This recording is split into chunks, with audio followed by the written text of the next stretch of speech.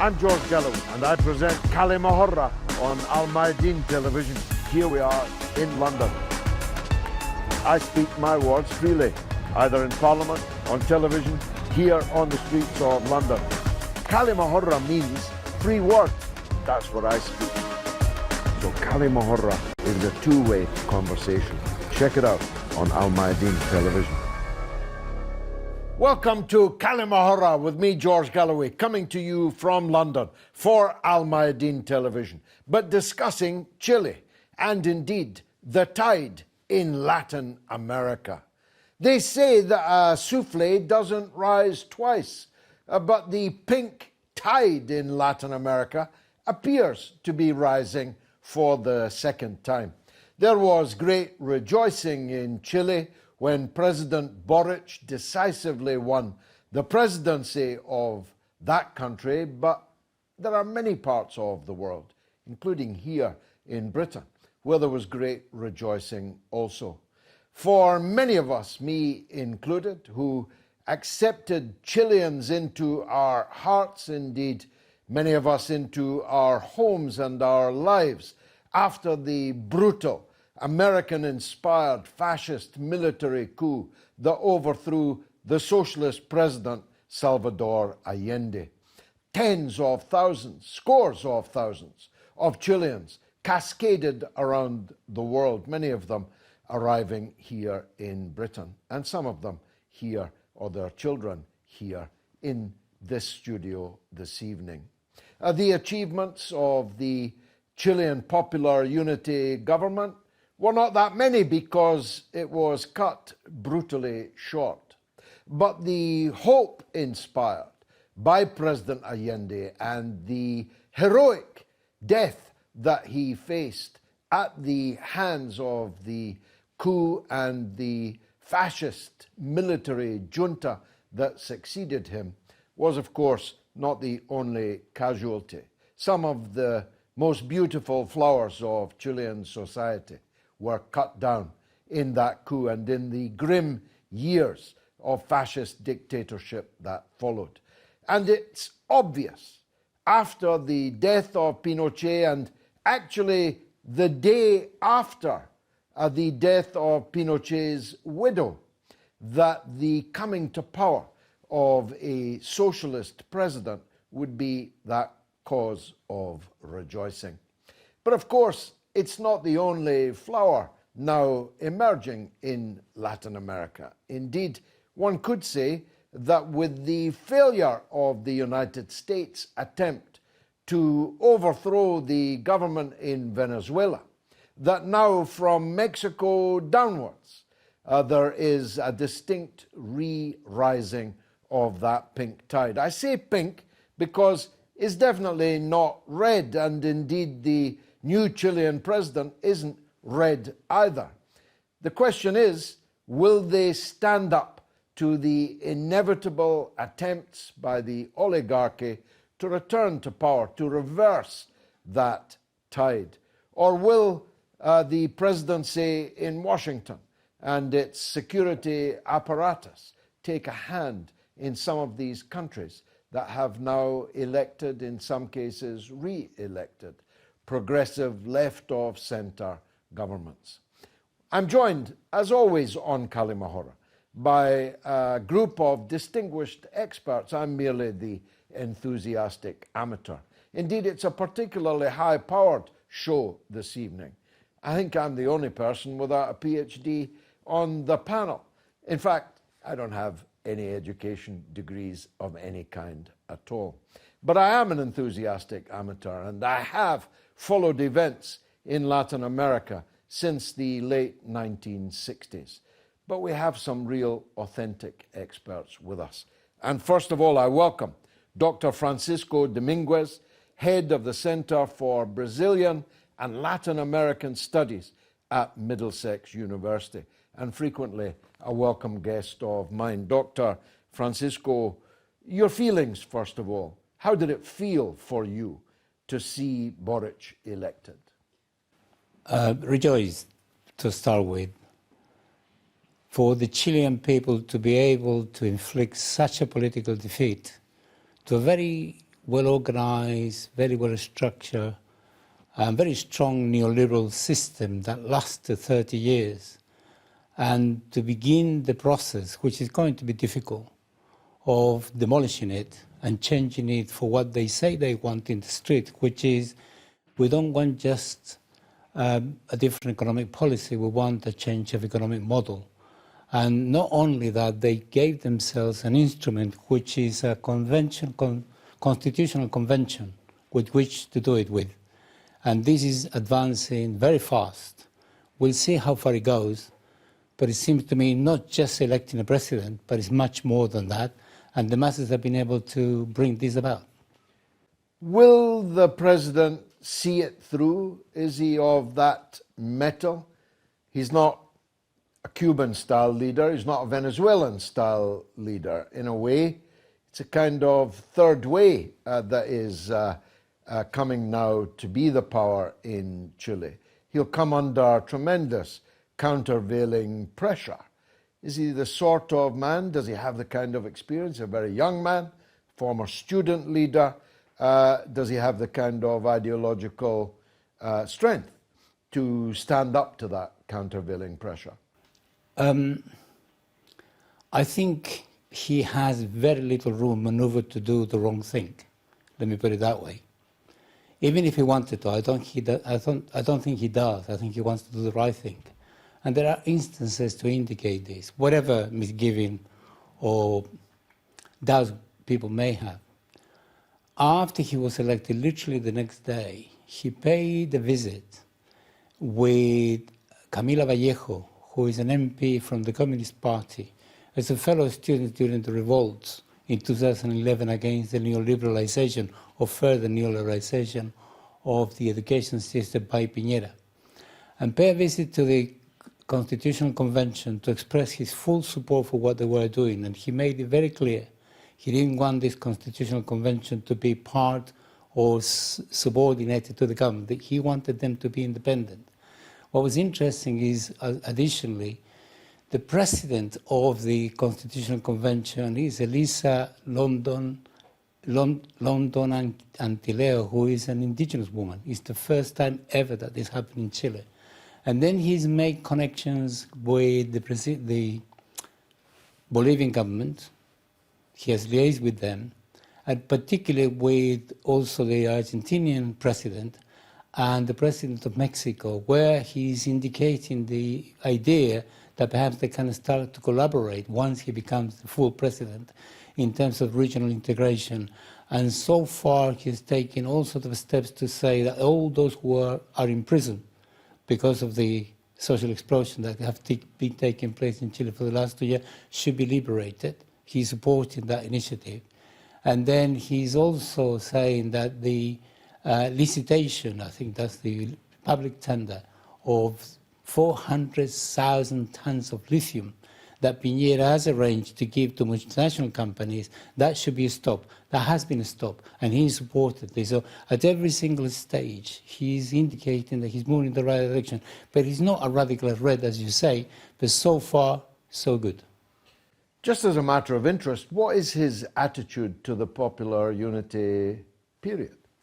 In his speech, or victory speech, he not only made a very good speech in terms of promises and so, quite well articulated. He's a very well-spoken person. But in the last part of the speech, in minute 29 of the speech, actually, it lasted about 32 minutes, he paraphrased Salvador Allende when he made his own victory speech in 1970.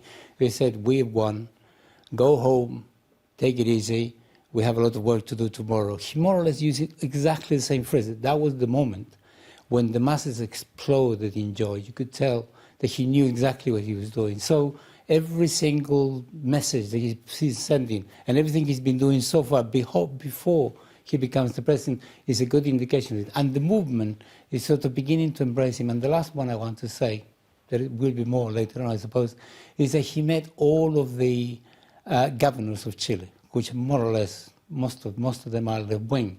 And he wants to ensure that Santiago stops dominating the country, and he wants to devolve the power decision making and so on to the regions, particularly the south, which is the one that's been most affected. And especially he said he wants to resolve the indigenous question, where the indigenous population has been so much brutalized by, not only the years of Pinochet, but also 30 years of neoliberalism.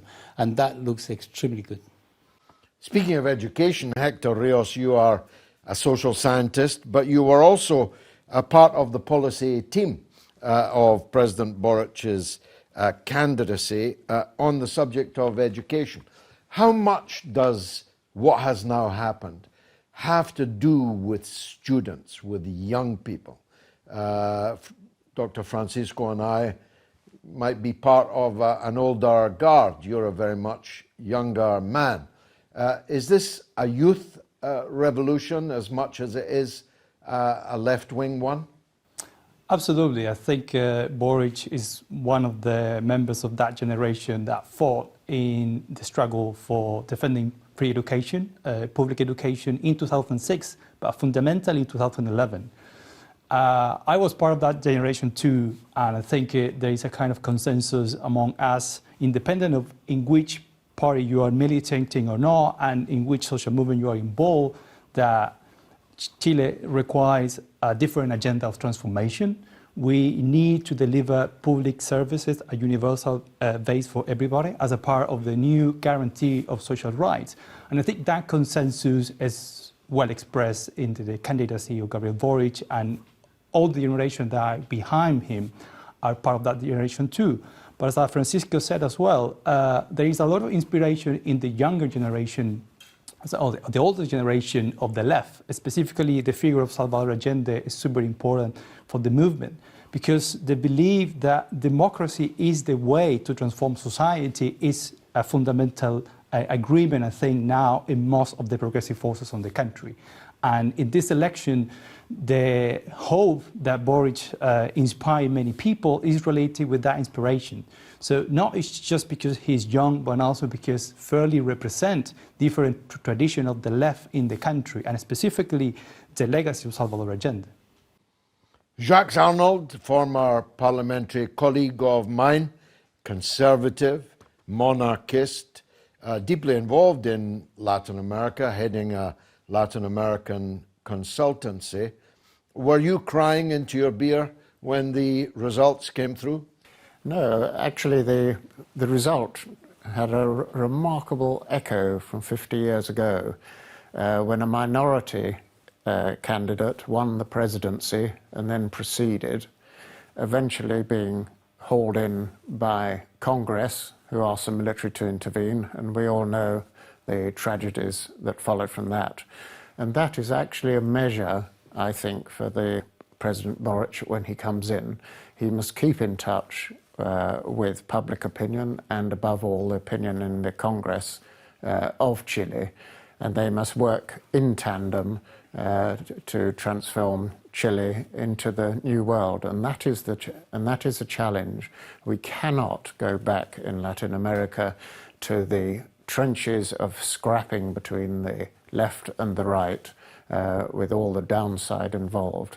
That's the challenge that President Boric faces, not to repeat the error that Allende made in his time of falling out with Parliament and ending up with the results that we all deplored.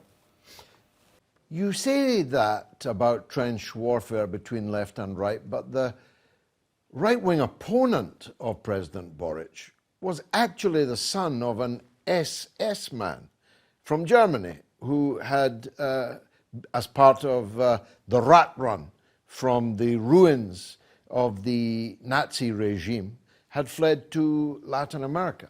That sounds a bit, well, confrontational to me. Well, you seem to think of the sins of the fathers, which don't strike me particularly the best way of going about weighing these things up.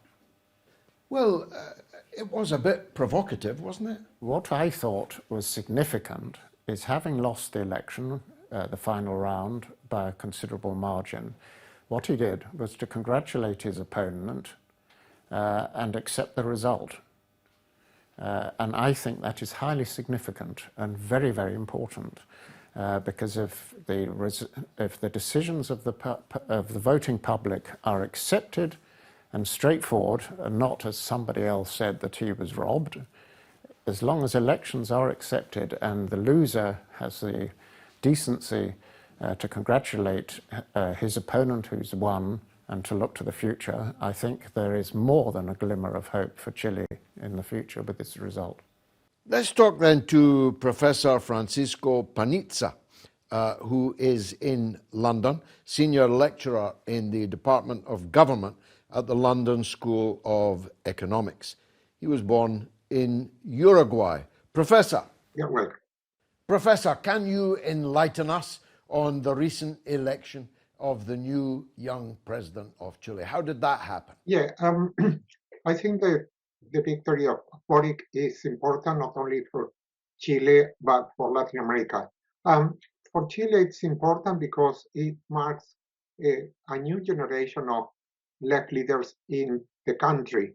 The old leadership of the central left, or what used to call the Concertación, were all politicians that were involved in the transition to democracy, in the fight against Pinochet. This is a new generation that comes from the popular mobilizations that have taken place in Chile over the last 4 or 5 years, a generation that demands much deeper changes in the economic model than the central-left politicians in Chile. It's important for Latin America because it marks a new step into what we can call the comeback of the left in the region. It's not that the region is completely dominated by left-wing presidents or government. It's a little bit more mixed, but on the whole, we have a sort of victory of the left in Peru, in Chile. We have in Brazil now the comeback of Lula da Silva. There will be election. He has a strong chance of winning. So it's a new balance of forces in the region. So this rising tide of left-wing victories in Latin America, can this extend to Brazil and even Colombia? And in Colombia, the left candidate is at the moment the favorite in the opinion polls. That would be the first time in the history of Colombia that we have a candidate of the left winning the elections, if that happened. So if there are victors of the left in Colombia and Brazil, which are not certain, but they are possible, we'll have a remarkable turnaround in the politics of the region. Would these left-wing victories in Latin America assist the rise of China in Latin America? And what will the United States think about that? China is an important commercial and economic partner of many countries of Latin America. What the relation with China presents to the countries of Latin America of the left is new opportunities to attract investment and trade and improve the economic conditions. And I don't think that there is a straight political influence of China in the case of Chile, particularly, or in the case of Peru. It's different than the case of Venezuela, where relations are perhaps closer. But it's more, I would say, than an economic and commercial relationship that a straight political influence. A new generation of left leaders, particularly in the case of Chile, is not so much influenced by the sort of great geopolitical divides of the past by what is happening on the ground in their countries. Will these victories make it harder for the United States to continue to isolate and destabilize left-wing governments? To a certain extent, yes, but we have to be careful about how different left-wing governments in Latin America position themselves different in relation to Venezuela and Nicaragua. Boric has been quite critical of the government of Nicaragua. It remains to be seen how relation with Venezuela will develop, will unfold. The Communist Party, that is an important member of the coalition, that the Frente Amplio that led to the victory of Boric, is of course quite close to the government of Venezuela, but other forces within that coalition want to keep a distance. Some analysts say that there has never been quite a situation like this before. The sheer number of left-wing victories and new left-of-centre governments coming to power, that this is unprecedented, is it? Uh, um, I think that the situation in Latin America is quite different to how it was in the early 2000s, where we have this so-called left populism. We still will have to, we can discuss a lot what is meant by populism. For some people, populism is a bad word. For other people, populism can be interpreted in a kind of progressive sense. So it depends a lot of what you mean by populism, how you characterize this or that leader with populism. But what I said is that this generation of leaders in Latin America are quite different from those of the early 2000s. It's a younger generation with different questions and different problems. And also with some problems that are very much the same at the time, particularly the question of inequality that in Latin America has been made worse since the COVID epidemic, question of different the support for different popular movements, particularly the indigenous movement that is very powerful now in Chile with the Mapuche. So it's a completely different mix of left leaders, perhaps less in terms of more difficult to characterize in terms of their ideology, but more concern, if you want, of addressing question of inequality, injustice, and discrimination in the region. Well, there you have it. It's a tantalizing prospect. If Lula wins in Brazil, and he's currently almost 20 points ahead of Bolsonaro in the opinion polls, you'll then have left-wing governments of different hues in Brazil, in Chile, in Argentina, in Bolivia, in Mexico, in Nicaragua, in Cuba. My goodness, Jacques Arnold must be getting nervous. But we will discuss in the second half of the show exactly what this means for Latin America, and particularly for the United States of America, which of course, famously, infamously, according to the Monroe Doctrine, considers Latin America to be its backyard. What will be their attitude if China begins to invest, if Russia, as has been recently speculated, sends military forces to Venezuela and to Cuba to help both of these countries defend themselves from United States threats, in the way that the United States sends forces to countries that are bordering China and Russia? Will the confrontation, if such a confrontation occurs, unite or divide the people of Latin America? Stay tuned for the second half of كلمة حرة.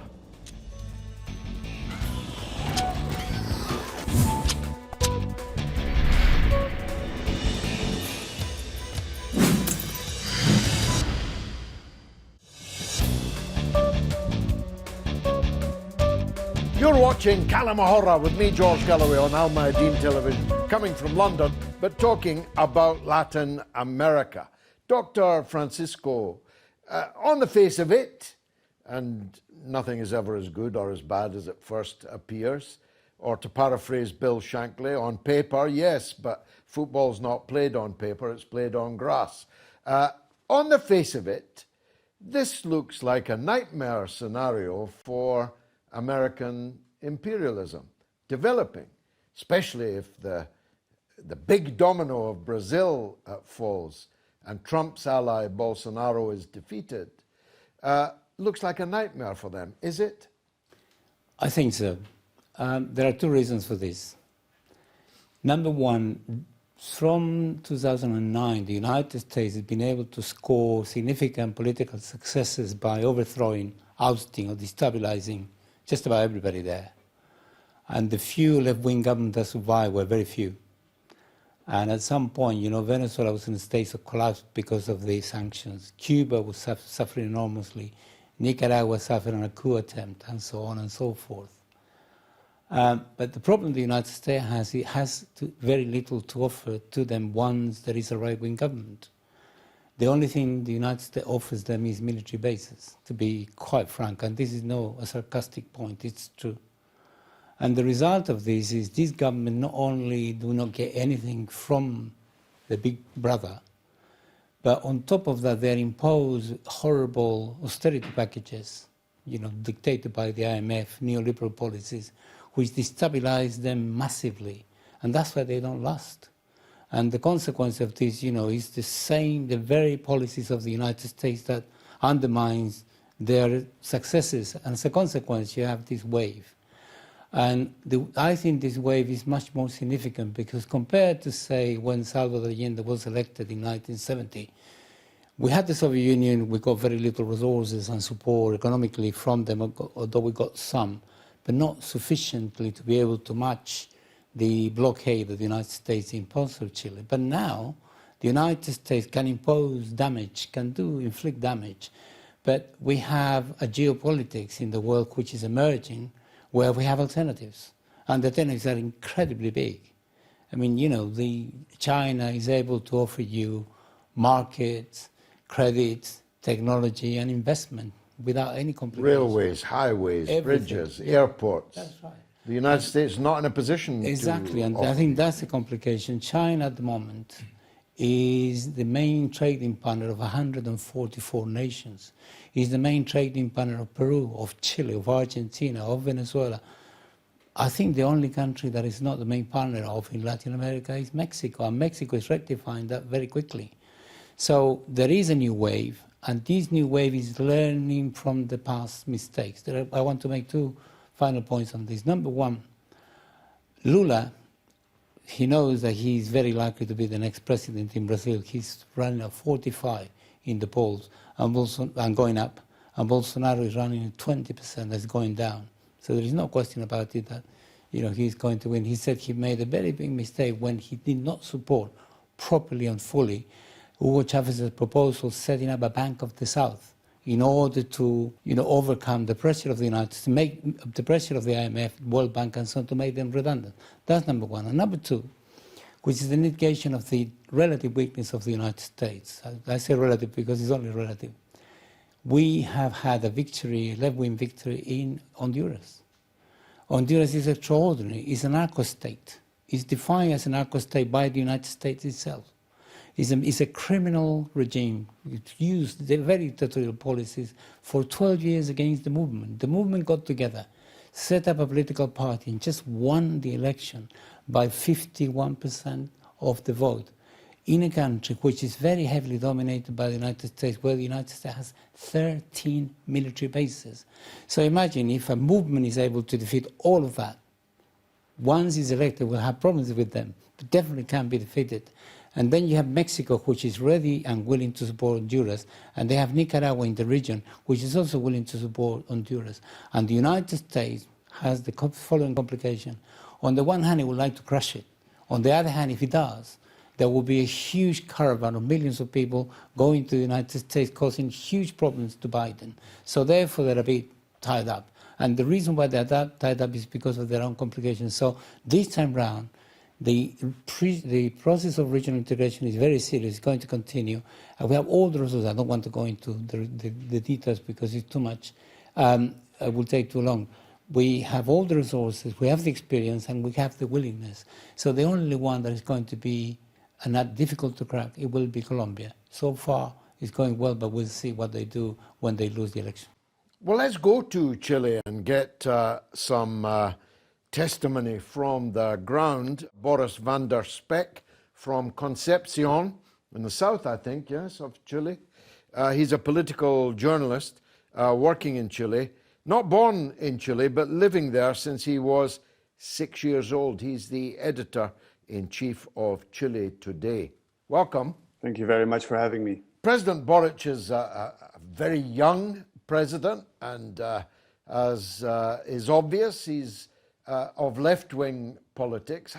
To what do we attribute this? Is it his manifesto, his abilities, or is it an inevitable product of what has been happening in the neoliberal period that Chile has had to endure? Well, I think it's mostly the first point. He comes from social movements. His first appearance in the public debate was as a student leader, pointing at the government for not doing enough for the students in Chile. So he really comes from the social movements. And if you look at the people, his electorate, those who voted for him to become president, those are more the younger people, the students. Feminist movements also played a very big role. So if you look at how did Gabriel Boric get elected, then it's mostly pointing at younger people, and also because Gabriel Boric managed to translate the demands of the Chilean protests in 2019, which after all came down to more social security, better education, better health, better pensions. He managed to translate those demands into political proposals, and also because he is the most outspoken supporter of the Constitutional Convention, which is of course the body which will write a new constitution for Chile this year. Do you see any relationship between this victory of Boric and other left-wing victories elsewhere in Latin America in this recent past? I think there is a big difference. It's a younger left, first of all. It's a whole new generation, which is looking more at a certain social democracy. So as we are seeing in Europe, so economic stability on one side, but on the other side, to increase social spending when it comes to education or health. And I think that's a very big difference. And I also hope Gabriel Boric might be the first leftist leader in Chile to start this new revolution of younger leftist leaders who stay away from authoritarian decisions, but focus more on progress, inclusion, and building a whole inclusive society where everyone feels home. And I think Boric fits quite well in that part of the leftist wave. And if we look at victories we've seen recently in Latin America, some of them, for example, those in Venezuela and Nicaragua, come from leaders who are really representing a more extreme left. And Boric is definitely a more centrist left leader. Some analysts say that the rise of China in Latin America is related to these left-wing victories. How significant and important is China in Chile? There's definitely a huge presence of China in Chile. Actually, it's the most important trading partner for the South American country. If you see right now, Piñera in his last months as president, he's selling lithium in the country. And he does that, for example, to Chinese mining companies. So there's definitely a massive presence of China here in Chile. Well, and it will also translate to political debate, because if you look at the way people, for example, here in Chile try to condemn human rights violations in one country, they stay away from condemning human rights violations in China. And that only has to do with the fact that the economic strings with that country are very strong. So will this victory increase the importance of China in Chile? And will this victory mean a diminution necessarily, therefore, of US influence? I don't think so, because what Gabriel Boric has really made clear during his presidency, and also because he named a chief of cabinet, which is a human rights lawyer, that human rights are very important to him. But of course, we should be clear that Gabriel Boric is only a president for the next 4 years. He can't change the entire system. But I think China and the United States will be welcome here in Chile. Will these changes now make it more difficult for the United States to continue isolating, subverting, seeking to overthrow governments like in Nicaragua, in Venezuela, and Cuba? It might be more difficult for the American countries, but I think a lot will also depend on those countries. And I think the most important thing for those countries is the younger generations, because what Chile has shown here with the victory of Gabriel Boric is that younger generations can make a difference when it comes to politics. And if a country like Venezuela or Cuba or Nicaragua, where we have seen younger generations taking the streets, if they manage to translate their demands to political power and they get a young president who understands what leftist politics are about to become president, then the United States can do nothing about trying to interfere. So maybe the United States, and especially if you look at corporate media in the United States, they were really against Boric and they were really pointing at the neoliberal model being in danger. They were whitewashing Cast, which was, of course, a very far-right candidate. But in the end, after these elections in Chile, there was nothing they could say, basically because the elections were very fair here in Chile. So that would count the same for Venezuela, Nicaragua, and Cuba. If they manage to do something like Chile, especially involving younger generations, the United States doesn't have any options than acknowledge new leaders and acknowledge the left in those countries. As I understand it, you're differentiating between President Boric and other manifestations of left-wing politics in Latin America. How do you mean exactly? What are the principal differences between him and, say, more leftist, more populist leaders? Well, I think the most important thing for countries in Latin America that want a leftist revolution or a leftist wave is try to stay away from the Cold War rhetoric, looking at dominance from the United States, for example, because of course the United States will always try to influence Latin America because they still see it as their backyard. But for example, what the right has really done wrong here in Chile during the elections is talking this Cold War rhetoric, talking about communism, talking about the danger of communists. This is a non-existent danger. So what the left should do is stay away from attacking the United States or placing themselves in a role as victims, but just portraying themselves as a real strong left that looks forward, that looks at all the challenges this continent is having, from poverty to climate change. Those are leftist themes or topics.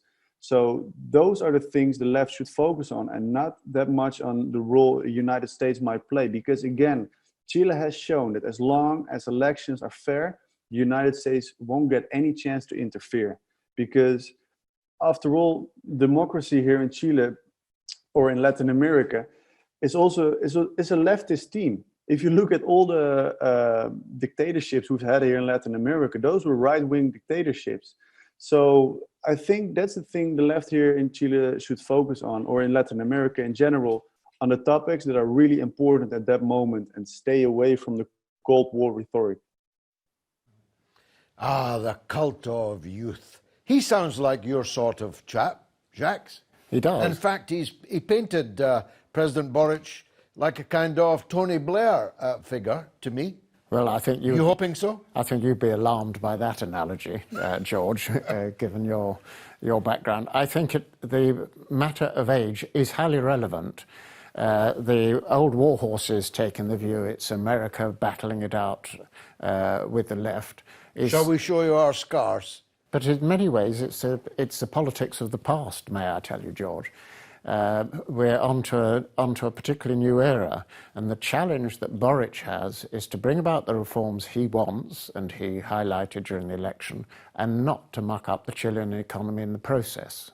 There must be a middle way between the two, and that is his challenge, because if he fails, he will ruin the economy of Chile, which will mean that all these wonderful things he would like to do and the Chilean people would like to do just will be unaffordable.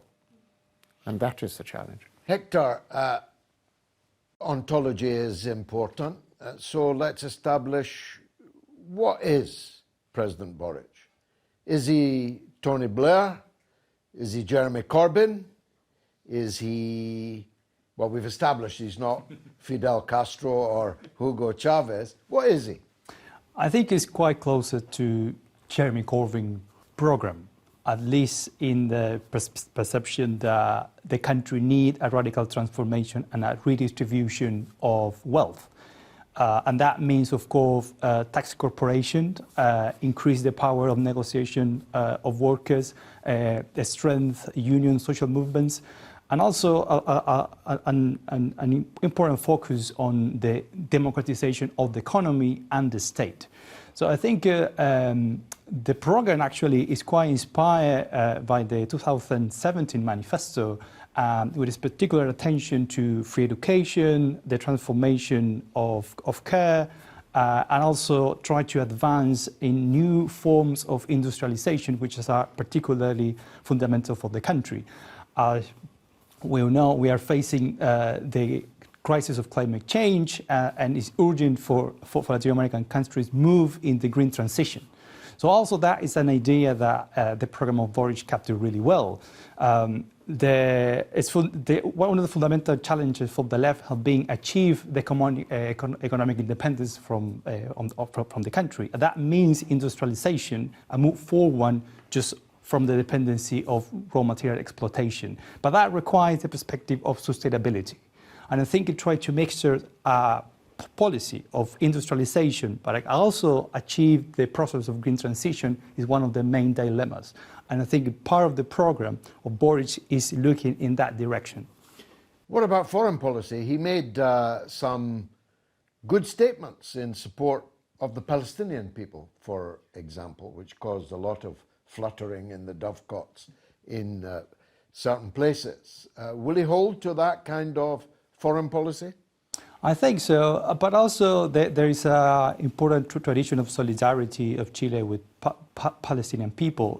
The Palestinian community in Chile of refugees is quite important and have been fundamental. So I think that will remain.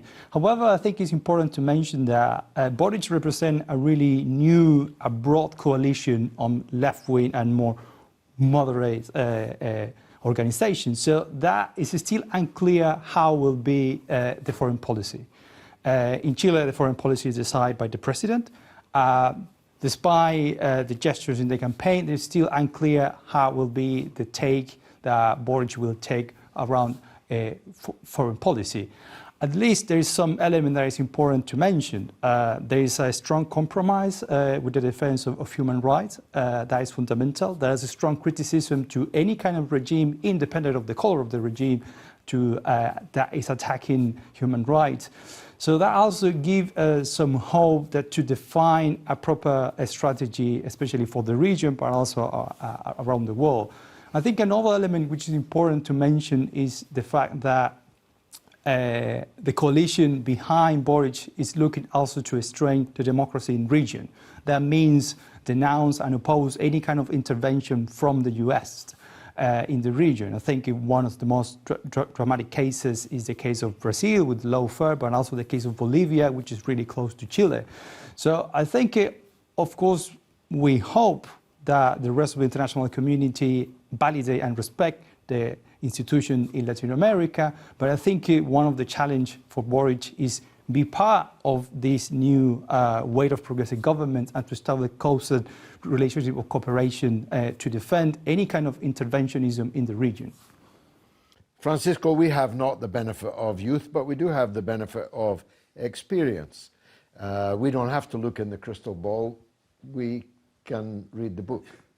And the book says that the United States, whether its adversaries use Cold War language and rhetoric or not, will seek to dominate, particularly if a competitor is on the scene, as China very clearly is, will seek to dominate and bend Latin America to its will and its interests. Will being nice and young and not using the kind of phraseology we have used with each other all these past decades, will that be enough to keep them off? No. I think there is a misperception of youth in Chile. And to elevate this to explain Boric, I may disagree with others in here. If you were to look at the youth that's mobilized for the whole of the social explosion from the 18th of October 2019 all the way to now, that youth has mobilized and voted because before they didn't, and now they decided to participate. That component of the youth is substantially more radical than Boric is. His politics contain that very well. There is no problem. Contained in the sense of encompasses it without any complication. The problem for the Boric is this, and I think this is what he will force to do. He will be forced to do. What he's doing, he's not preparing an assault against, to take the state. This is not what it's about at this particular stage. What it is about reforming the state structurally so that the political edifice, mounted and developed by Pinochet, which was never quite demolished, is actually demolished. And the steps in this direction have been taken already by the movement. He's already indicated, Boris, that he wants no more private pension system. And the Constitutional Convention has already said that.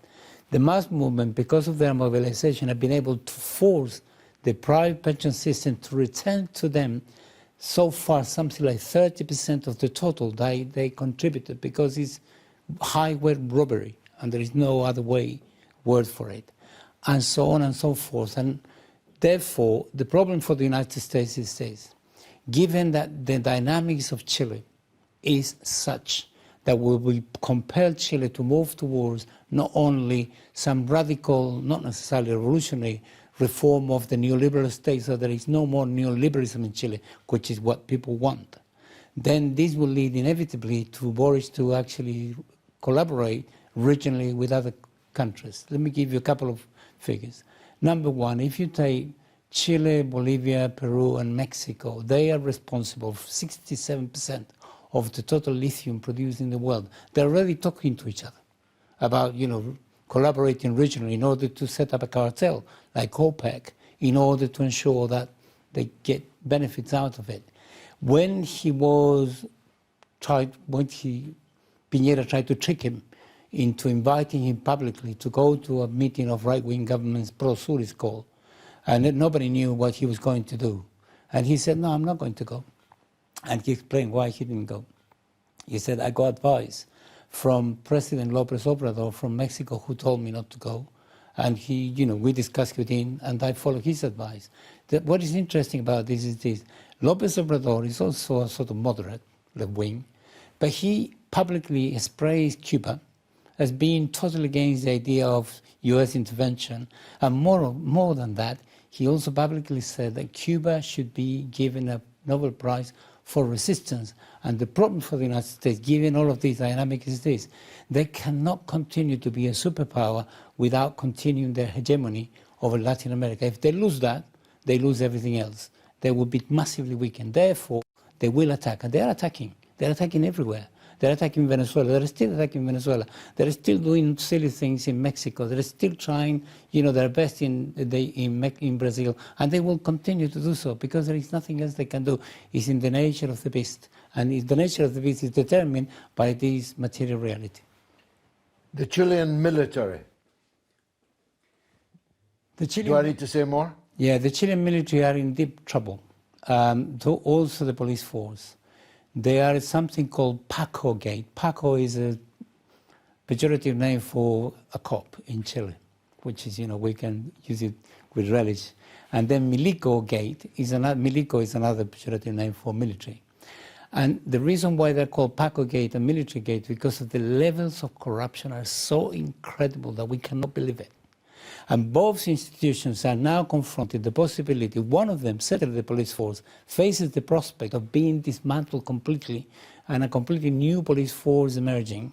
And the military are also facing some substantial restructuring. And given there is this constitutional process going on, and given the strength of the left, the strength of the movement in the streets, and the weakening and the retreat of the right, I think we can get away with it. Certainly we can do a significant amount of transformation so that they stop being a threat as they used to be. And I think at the end of the day, some of the military are thinking, okay, we did it in 1973, and how many of them are in prison? Too many, as far as they are concerned. We might get away with it again, but if in 30 years we'll be in prison again, it's not a good idea. Given, if you put these two together, then I think it is possible to say that at this stage, certainly for the next year, I think the military are very unlikely to do anything silly. Jacques, the right-wing politics are perfectly legitimate, of course, the kind of free market, Thatcherite politics that you represent, perfectly legitimate ideological political stream. And that will go on in every country, including in Latin America, including in Chile.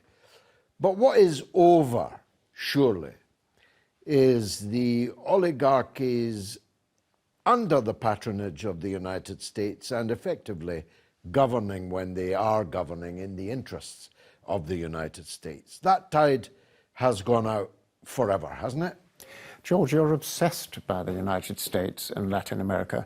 The most significant thing since we were young is that the diminution of the power of the United States, not only around the world, but not least in Latin America.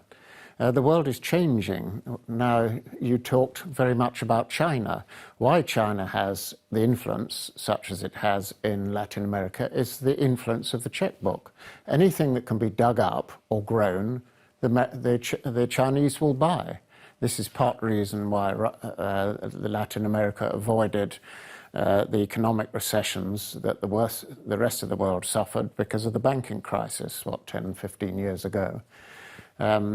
So matters have changed. Don't be so obsessed about America. Be obsessed and fascinated by the growth of the new politics in Latin America and the influence of the young. You and I, George, are getting old, and what we were obsessed with is becoming less and less relevant in a modern Latin America. Well, that's me told. It's been a fascinating debate, discussion. I hope that you enjoyed it. I've been George Galloway. This has been كلمة on Al Mayadeen television. Thank you for watching.